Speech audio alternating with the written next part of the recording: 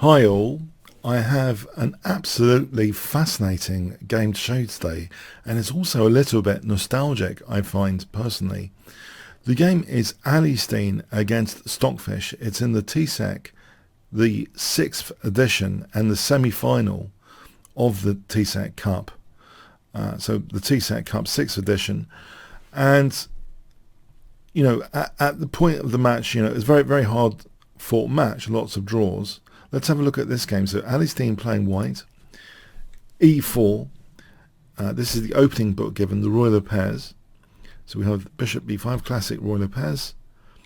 So knight f6 here, castling, bishop e7, rook e1, b5, bishop b3, black castles h3, d6. This is the end of the book. Very, very, very respectable, very solid, very classical stuff.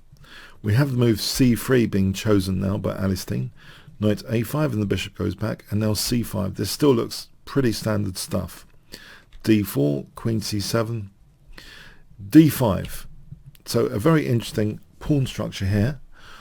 White, in committing to d5, might be giving up the c5 square later. Some games, black has successfully used the dart square strategy to get some decent counterplay from this position with moves like c4 later. So one downside of closing this center is that possibility. Let's see what happens here. Knight d7, b3, and we have knight b6, knight bd2, and Stockfish does indeed play c4 here. However, is this a good move strategically? Does it release some tension which may have been useful to maintain?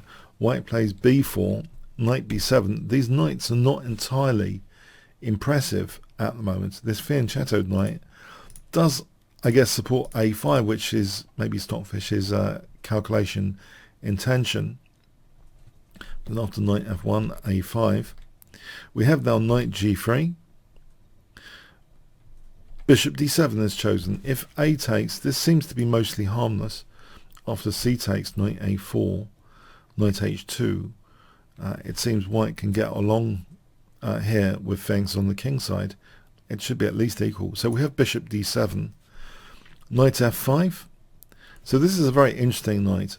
It's hitting the bishop. If black ever takes, then the e4 square is given for white.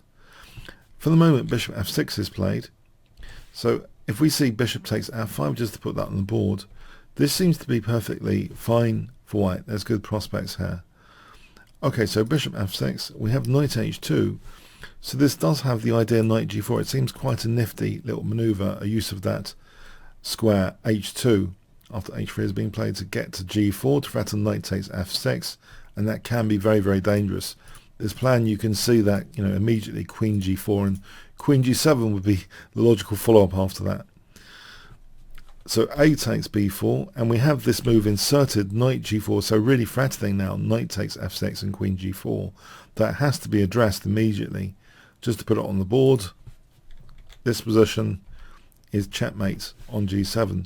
So it can be inserted, it is inserted, and the bishop goes back. C takes b4, and we have now the move king h8. You might think this is pretty mysterious stuff. There's a lot of fascinating things going on beneath the scenes here. Why did Stockfish play king h8? You'll also notice here the third rank is nearly clear. Could this be dangerous for either rook? Potentially you might think the a rook is not going to be involved, but the e rook, for example, going to e3 to g3 later, that could be dangerous as well. If we have a look for a moment at knight a4, in fact, there's something very naughty here. Can you guess what white can play in this position? Quite rude move. If I give you 10 seconds to pause the video, white to play here.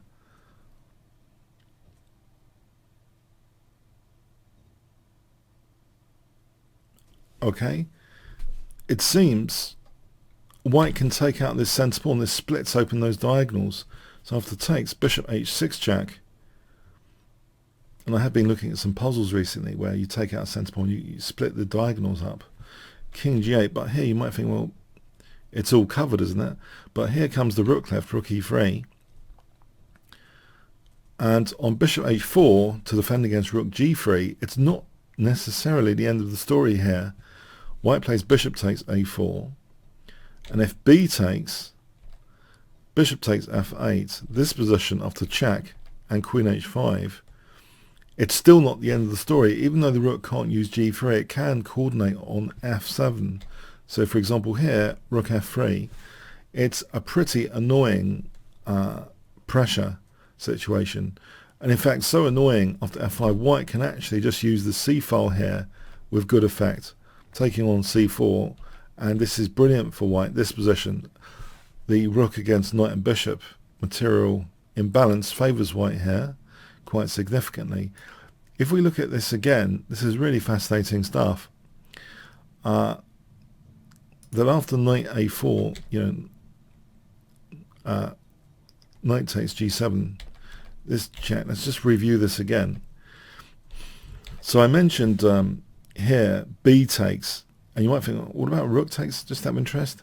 In fact, believe it or not, guess what white can play in this position, which is pretty devastating.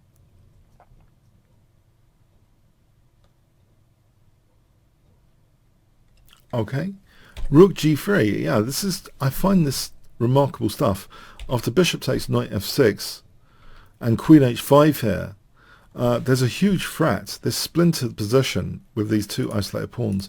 There's actually a huge frat for white to play queen g5. It's a bit of a killer because the knight is holding g8. These resources are just so irrelevant here to king safety.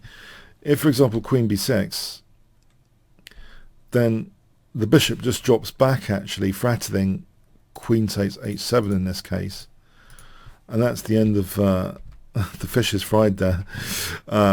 Yeah, it's and if we just go back there, if we say rook g8, then queen takes f7, again threatens queen takes, so again the fish is fried. Yeah. So yeah, it just seems these are devastating possibilities. If on c takes b4, if knight a4 had been played, that knight takes g7 really splits up, tears apart the black king. So if you're playing white in the Royal Pairs, this is kind of a really nifty thing to bear in mind, how dangerous it is here. Even without bishop takes a4, rook g3 is still dangerous because of this idea of check and then queen h5. It turns out here that this is absolutely crushing, because otherwise, bishop takes and queen h7. So this, and it's because of that pin there as well. It's just ridiculous. Black's pieces are just pretty ridiculous in this variation. It's funny stuff. Funny for white to play this. So yeah, that's remarkable stuff. So this king h8 is is very, very interesting. It gives maybe some extra options on knight takes g7.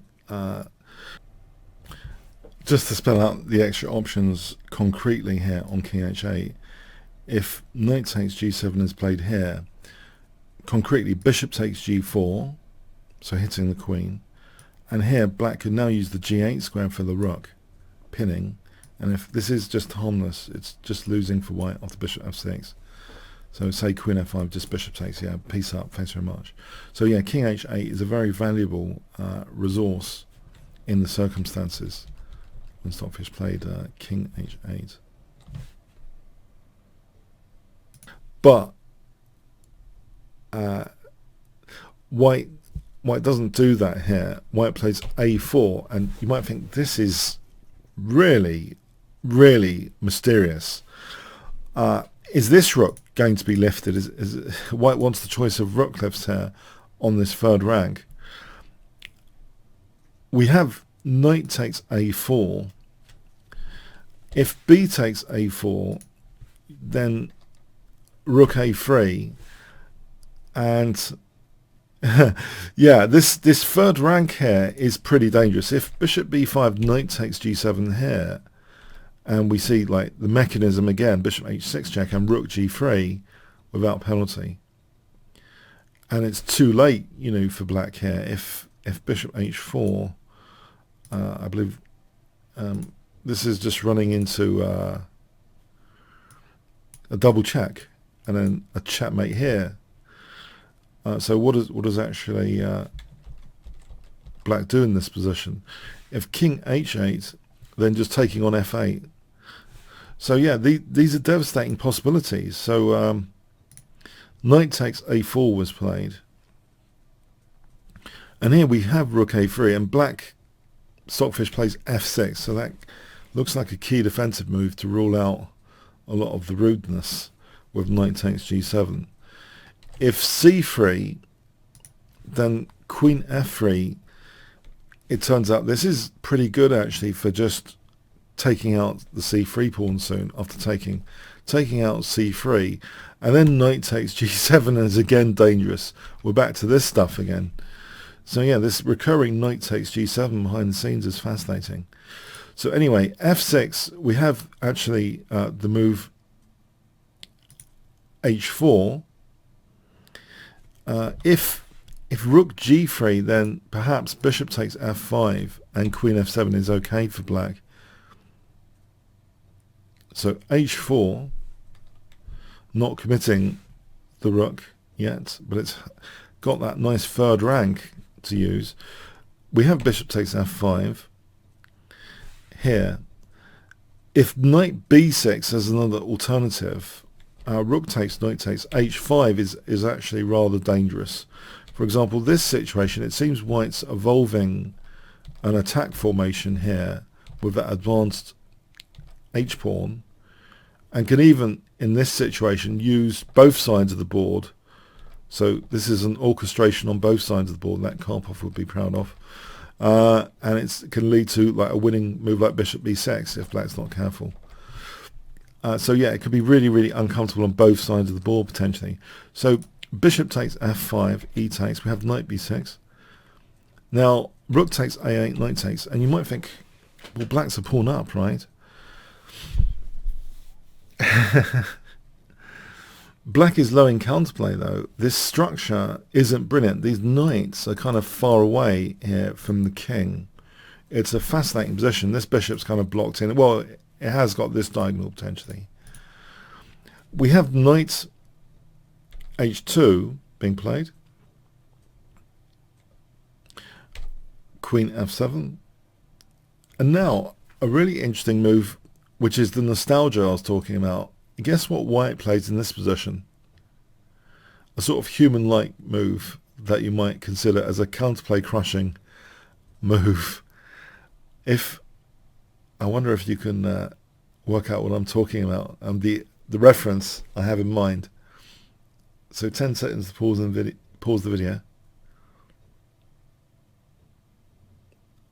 Okay, yeah, this move caught my attention, and I checked the pawn structure is pretty similar to when Kasparov, playing with the black pieces, lost to deeper blue, and he thought it was such a human move. He thought the IBM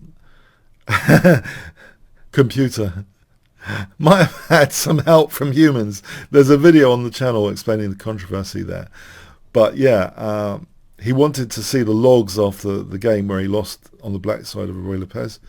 There was this bishop e4 counterplay crushing move, a bit abstract for the upsides, because he felt that computers at the time were just based on variations. To play such a counterplay removal move like bishop e4, just blockading the e5 pawn.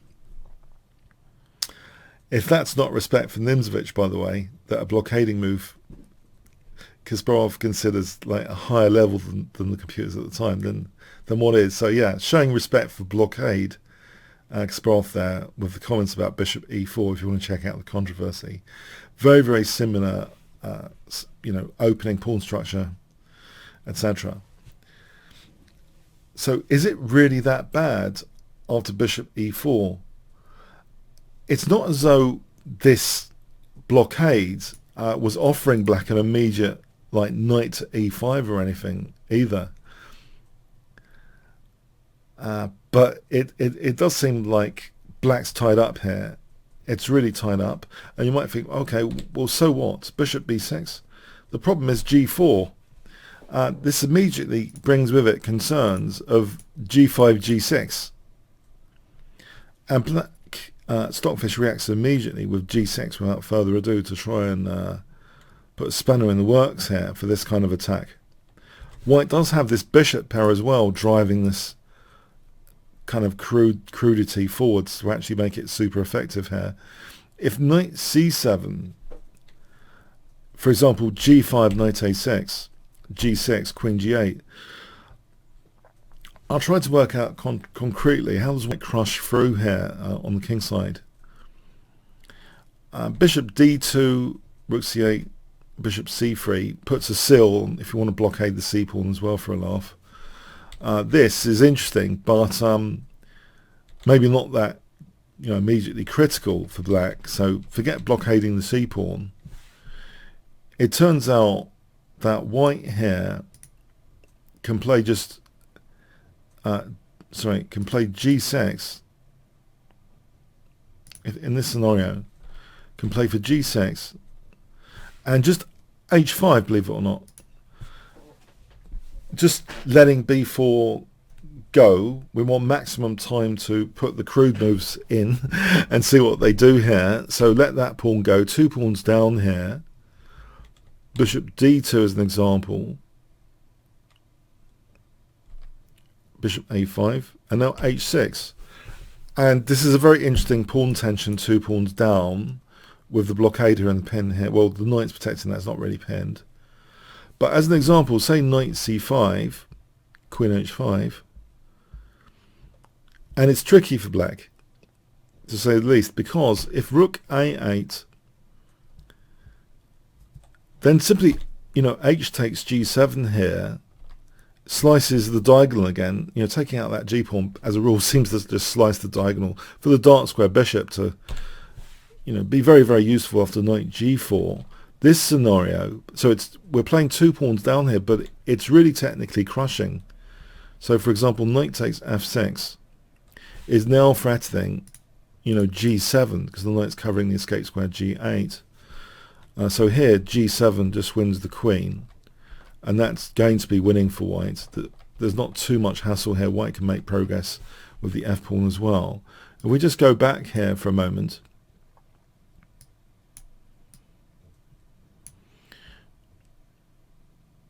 so after knight takes f6, there's not too much black does. Sorry, on knight bd3, if h takes g6 had been played there, fg, king g8, then bishop f8 is a crusher. Because if queen takes, there's queen h7 mate. So, queen takes queen h7. But otherwise, knight takes f6 if the queen moves. Yeah, and queen, well, pardon me, there's lots of other stuff going on, actually, like g7, and it's a crushing position, basically. So, yeah, there are big threats here on the horizon. Hence, that's maybe why Stockfish tried to put a spanner in the works here with g6 in a nutshell, not allowing all of this crunching on the king side that could occur. So we have f takes hg, and now I thought, well, it's a really different pattern. That Stockfish is really trying its best to create counterplay very energetically after h5 to play f5. And there does seem like a common focal point of the black pieces actually on f2 here. Potentially the f file looks dangerous. It's just these knights, they're not totally inspiring, these 2 knights lying around over there, pardon me.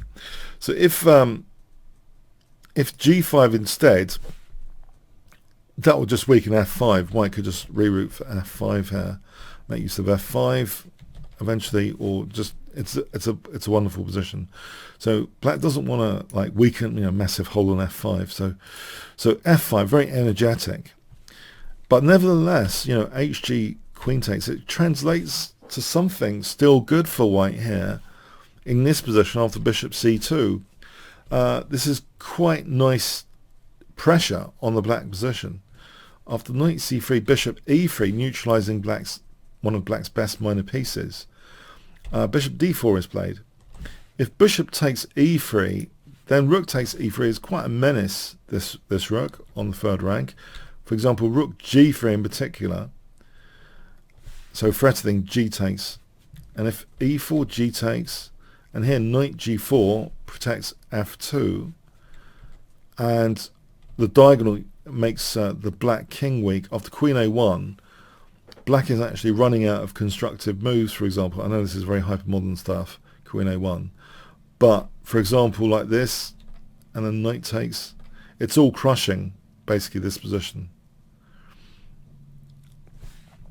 If queen takes, there's check, and other stuff, for example, taking and then taking on g8. It's overloaded for black.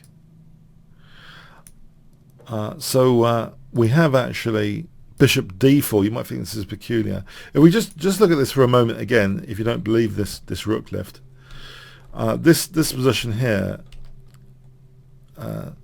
queen e4, as I mentioned, rook a1. If knight d8 as another example, all white does, so maintaining that pin, all white does is bishop takes e4 here, actually, because here knight takes f6 is pretty crushing.